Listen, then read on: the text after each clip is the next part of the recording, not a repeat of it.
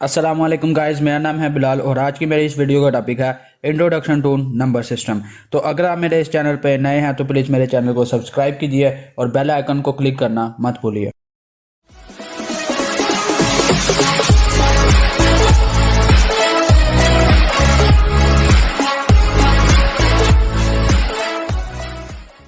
ऐसे हिस्से जिनकी मदद से हम किसी भी चीज़ को गिन सकें या शुमार कर सकें तो उन्हें नंबर्स कहते हैं। जैसे कि आजकल तो हमें पता है कि 1 2 3 4 नंबर हैं हमारे, आजकल ये हम इस्तेमाल कर रहे हैं, लेकिन जब इनको हमने ईजाद नहीं था किया तो तब क्या किया जाता था।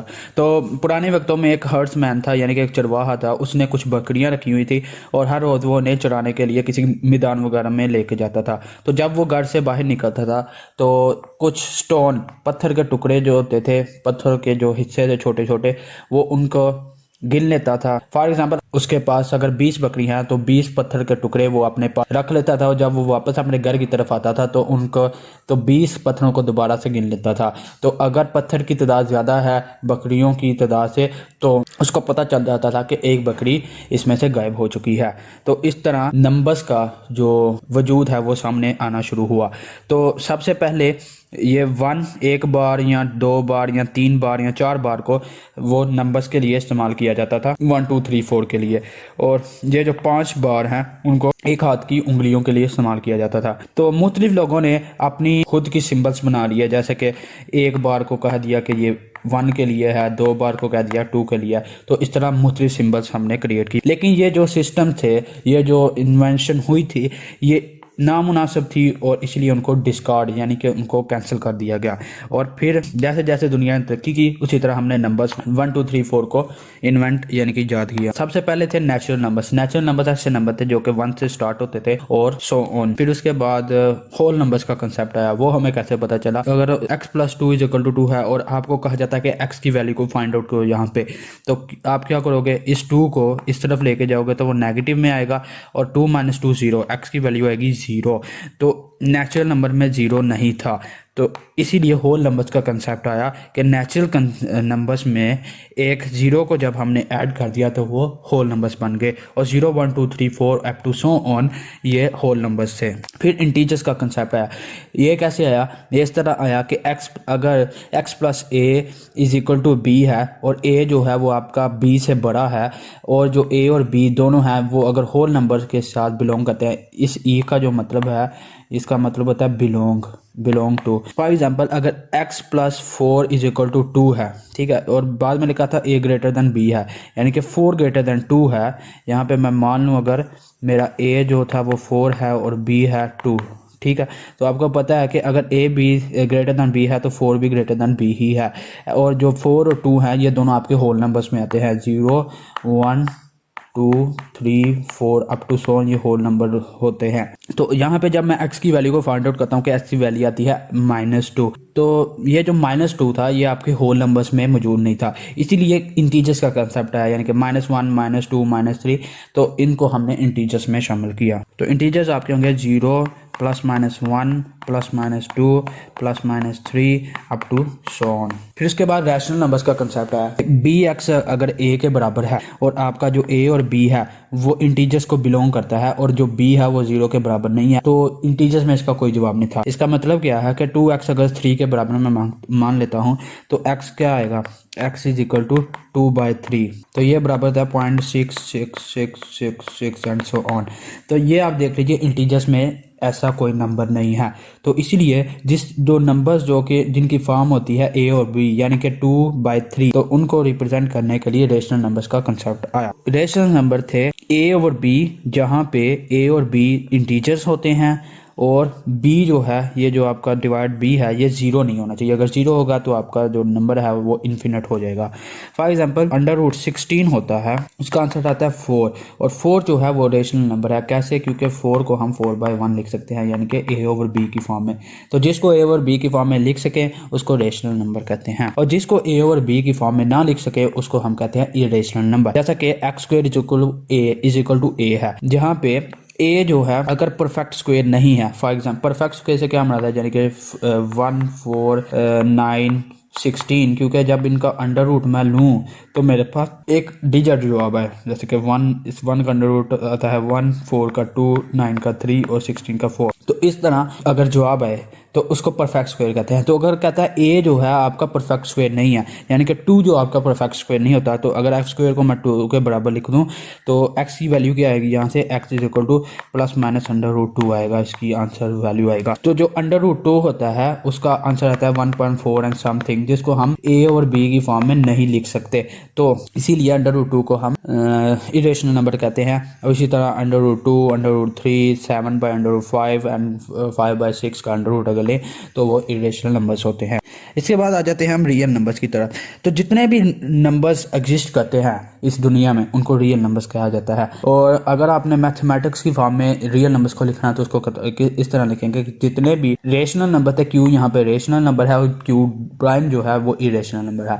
तो रेशनल नंबर्स और इरेशनल नंबर्स का जो यूनियन है वो रियल नंबर्स होंगे। अच्छा, उसके बाद आता है कि decimal representation of rational and irrational numbers. Decimal representation दो तरह से होती है, एक टर्मिनेटिंग डेसिमल्स हैं और एक होते हैं रिकरिंग डेसिमल्स। टर्मिनेटिंग डेसिमल तो ऐसा डेसिमल जिसके पास फाइनाइट नंबर ऑफ डिजिट्स होते हैं डेसिमल पार्ट में, उसको हम टर्मिनेटिंग डेसिमल्स कहते हैं। जैसे कि आप देख सकते हो 202.04, इसमें जो डेसिमल पार्ट में सिर्फ 2 डिजिट हैं जो कि फाइनाइट है। फाइनाइट वो हैं जिनको हम काउंट कर सकते हैं। और जो इधर देखें आप, इधर डेसिमल पॉइंट में ये भी फाइनाइट है, इनको भी हम गिन सकते हैं, 1 2 3 4 5 6 7 है। तो जो फाइनाइट है जिनको गिन सकते हैं वो होते हैं आपके टर्मिनेटिंग डेसिमल, यानी कि जिनका एंड है। Terminating decimal can be converted into common fraction, और जो टर्मिनेटिंग डेसिमल्स होते हैं उनको हम कॉमन फ्रैक्शन यानी कि ए और बी की फॉर्म में लिख सकते हैं। तो जो टर्मिनेटिंग डेसिमल है ये रैशनल नंबर्स होते हैं, इनको रैशनल नंबर्स भी कह सकते हैं। रिकरिंग डेसिमल तो ऐसे डेसिमल्स इन विच 1 और मोर डिजिट, जिसमें एक या एक से ज्यादा जो डिजिट्स हैं रिप्रेजेंट इंडेफिनेटली, जिनको हम रिप्रेजेंट कर सकते हैं, जिनको हम लिख सकते हैं इंडेफिनेटली, गैर मुअय्यना तक हैं। जैसे कि अगर यहाँ पे देखें 0.3333 एंड सो ऑन में जो 3 है वो एक ऐसा डिजिट है डेसिमल पार्ट में जो कि रिपीट होता जा रहा है, जैसे कि 3 के बाद 3 फिर 3, इस तरह 3 रिपीट होता जा रहा है और ये इनफिनिट है जो ख़त्म नहीं होता। तो ऐसे को हम रिकरिंग डेसिमल कहते हैं। और इस तरह आप देख ले 18.525252 में जो 52 है वो रिपीट होता जा रहा है। तो ऐसी चीज को जो रिपीट हो रही हो डेसिमल में और वो इनफिनिट हो, जो खत्म ना हो, तो उसको रिकरिंग डेसिमल कहते हैं। और इस केस में जो चीज रिपीट हो रही है वो 2-3 है, तो 2-3 आप देख लेंगे वो रिपीट होती जा रही है। अब जो 0.3333 एंड सो ऑन चीज थी, इसको लिखना जरा मुश्किल होता है हमारे लिए, तो हम 0.3 और उसके ऊपर बार लिख देते हैं, यहाँ 0.3 उसके ऊपर एक डॉट भी लगा सकते हैं, ये इजी तरीका है इसको करने का। इस तरह 2.3333 एंड सो ऑन, इसको अगर इजी लिखना है तो 2.3 के ऊपर बार लिख देते हैं, यहाँ पे 2.3 ऊपर लिख दें डॉट, जो रिपीट हो रहा है उसके लिए उसके ऊपर डॉट लिख दें या बार लिख दी जाती है। 18.5252 एंड सो ऑन, इसको रिप्रेजेंट करना है तो 18.52 बार लिख दें 52 के ऊपर, और 18.5.2 डॉट भी लिख देते हैं। इस तरह 7.152323 एंड सो ऑन। अब इसमें जो रिपीट हो रहा है वो 2-3 हो रहा है, 2-3, लेकिन 1-5 रिपीट नहीं हो रहा है, इसलिए 7.152323 बार आप लिख देंगे। यहाँ इसके लिए 7.15 2 डॉट 3 डॉट। तो ये तरीका होता है इसको रिप्रेजेंट करने का। टर्मिनेटिंग यानी कि जो एंड हो जिनका, नॉन टर्मिनेटिंग जिनका एंड ना हो। तो ऐसे non terminating decimal is a decimal, ऐसा डेसिमल होता है जिसमें जो कि टर्मिनेट खत्म नहीं होता। For example 0.0 1 00 1 000 1 40 and 1 and so on. ये देख लीजिए कि आपका ये ख़त्म नहीं हो रहा, तो ये ख़त्म नहीं हो रहा, इसलिए नॉन टर्मिनेटिंग है। और आप देख लीजिए कि इसमें कोई भी रिपीटिंग चीज़ नहीं आ रही, यानी कि 100 है फिर 1000 है फिर 10,000 है, इसमें कोई चीज़ रिपीट नहीं होगी। अगर रिपीट होती तो रिकरिंग कहते हैं हम उसे। नॉन टर्मिनेटिंग जो डेसिमल्स होते हैं उनको आप कॉमन फ्रैक्शन में कन्वर्ट नहीं कर सकते, इसलिए इनको यानी कि ए और बी की फॉर्म में नहीं लिख सकते, इसलिए इसको इरेशनल कहते हैं। फिर आता है नॉन रिकरिंग डेसिमल। तो ऐसे डेसिमल के जिसमें रिकरिंग यानी कि कुछ भी रिपीट नहीं होता उसको नॉन रिकरिंग कहते हैं, और ये भी इन्फिनिट होते हैं, जैसे कि 0.01 100 1000 एंड 10,000, ये मिसाल है नॉन रिकरिंग की भी। और नॉन टर्मिनेटिंग के भी। तो नॉन रिकरिंग को भी ए और बी की फॉर्म में नहीं लिख सकते हम, तो इसलिए इसको इरेशनल कहते हैं। तो यहाँ पे कुछ एग्जाम्पल है, हम उनको सॉल्व करते हैं जिससे आपको और ज़्यादा क्लियर हो जाएंगी कुछ चीज़ें। तो एक सवाल है कि 0.25 जो है वो रेशनल है कि इरेशनल। अब पहले देखिए कि 0.25 को आप ए और बी की फॉर्म में लिख सकते हैं कि नहीं। तो 0.25 होता है, अगर मैं ये पॉइंट उड़ा दूँ तो 25/100, तो इसको ए और बी के फॉर्म में लिख सकते हैं, तो इसीलिए ये रेशनल है। इसके बाद जो 0.333 है, इसको ए और बी के फॉर्म में लिख सकते हैं, इसलिए ये एक तो है कि ये रेशनल है। दूसरे नंबर पे ये देखें ये रिपीट हो रहा है, 3 रिपीट हो रहा है, इसलिए ये रिकरिंग भी है। तो रेशनल और रिकरिंग ये दोनों चीज़ें हैं। ये जो है 2.333 = 7/3, इसको ए और बी की फॉर्म में लिख सकते हैं, इसलिए ये भी रेशनल है। और 3 जो है रिपीट हो रहा है, इसलिए ये रिकरिंग भी है। अब ये जो चीज़ है इसको आप देख लीजिए, ये जो नंबर है इसमें इसको 1/7 की फॉर्म में लिख सकते हैं, इसलिए ये रेशनल है। और ये रिपीट भी हो रहा है। कौन से नंबर रिपीट हो रहे हैं? 142857, 14287, तो ये रिपीट हो रहे हैं, तो इसको हम रिकरिंग भी कह सकते हैं। ये जो नंबर है ये क्या होगा, ये देख सकते हैं आप कि इसको ए और बी के फॉर्म में हम नहीं लिख सकते, इसलिए ये एक तो इरेशनल है।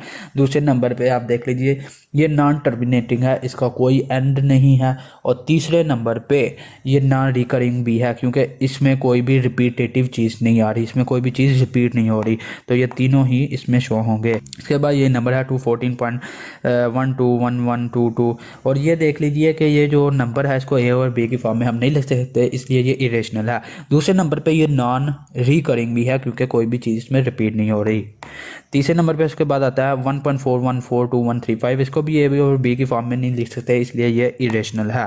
उसके बाद पाई है, पाई की वैल्यू होती है 22/7, और इसको 3.14159 लिखते हैं, तो ये भी ए और बी की फॉर्म में हम नहीं लिख सकते, इसलिए ये भी इरेशनल है। उम्मीद करता हूँ कि आपको आज के मेरे इस लेक्चर की समझ आ गई होगी। तो प्लीज़ इस वीडियो को अपने दोस्तों से शेयर कीजिए और बेल आइकन को क्लिक करना और मेरे चैनल को सब्सक्राइब करना मत भूलिएगा। अल्लाह हाफिज़।